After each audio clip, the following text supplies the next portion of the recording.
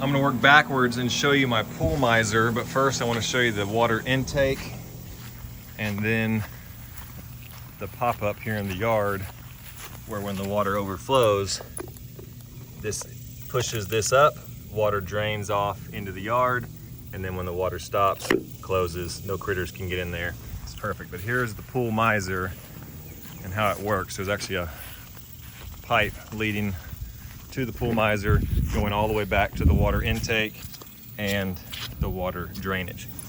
This is it basically. If you look closely, it's going to remind you of something you've seen before, a toilet. Basically, whenever the water rises, it's going to lift this and then it's going to stop new water from coming in. When the water level drops, it's going to lower and then you'll see new waters flowing in. Happens really slowly and perfectly, and there's a little bit of a gap.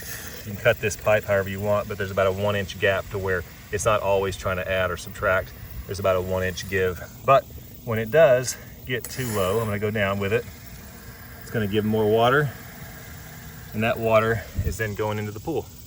And then when it gets too high, this comes way up here. The water actually rises up in here because it's coming from the pool. So the water fills this up and spills over into that hole and then out into the yard.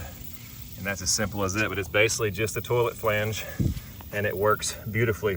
One thing I would say is the lid is really hard to get off, which is nice. So it's not coming off all the time.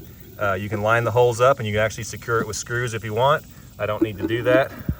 You can get it off with your fingers, but it's a whole lot easier if you just use a small screwdriver. Last thing I'd say is you might not need a whole miser, you might need the lid. And this lid is reinforced and it's sturdy. It's got the logo on there. And I guess I would just say, like, we're not worried about it. Like, kids are running on it. It's not gonna break.